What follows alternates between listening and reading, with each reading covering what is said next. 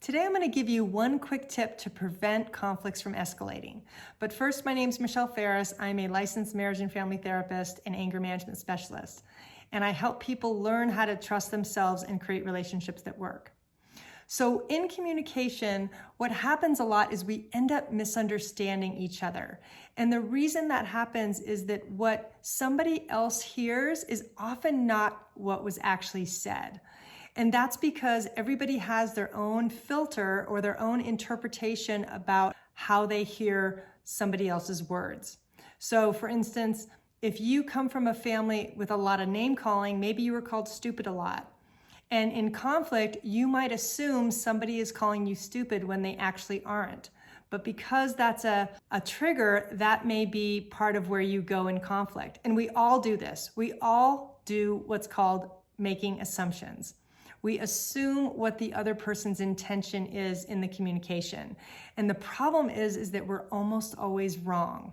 And when you come from a dysfunctional or abusive childhood, you're gonna be more likely to fall into negative assumptions.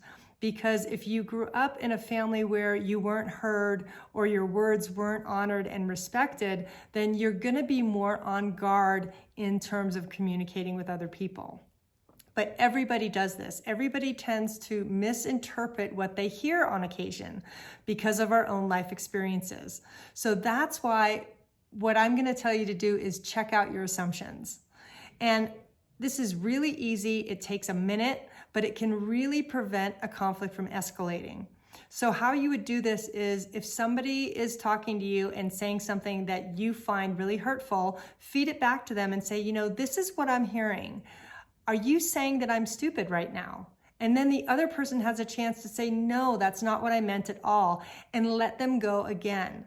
That doesn't mean you aren't listening. It doesn't mean you're wrong. It just means that you're not hearing what the other person's intention is. Because in the heat of the moment, when we have that fight or flight reaction going of stress, it is easier to misinterpret what's being said. So what I want you to do is just check it out. So another way to do this is say your partner is coming home from work and they're in a really bad mood and you're assuming that it's about you. Well, if you don't say anything, you might be worrying unnecessarily the rest of the night. So what I'm going to suggest is instead just say, hey, you look like you're in a bad mood. Did I do something wrong? Or is this about me in any way? And when they say, no, I just had a bad day, which surprisingly happens a lot, then you're going to be off the hook and you can say, okay, you know what? I'm good.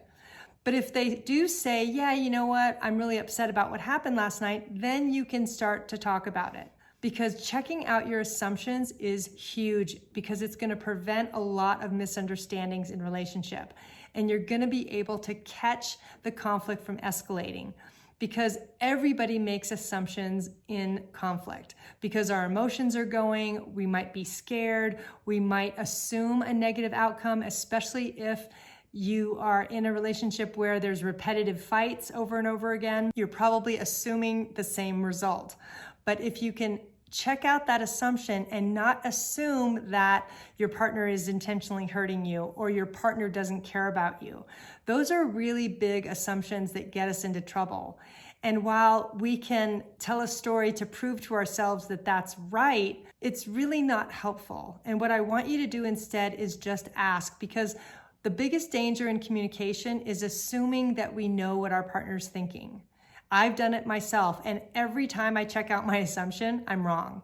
And that's a good thing, because that tells me that it's just my own mind going to the negative. And again, we all do this, but if we can catch that, oh, wait a minute, my mind is going to the negative again, I need to check this out, that's gonna really prevent a conversation from derailing and getting bigger in terms of conflict. I would love it if you hit subscribe to my channel and like so that more people can see this post. And thank you so much. I'm really glad you're here and willing to learn. It takes a lot of courage to do this work. And I have lots of free resources on my website, counselingrecovery.com. And I also have a free relationship checklist that's going to help you assess the quality and the health of your relationships so you know who you can trust and who you might need to reconsider and protect yourself from a bit more. All right, I hope that helps. Thanks so much. Bye.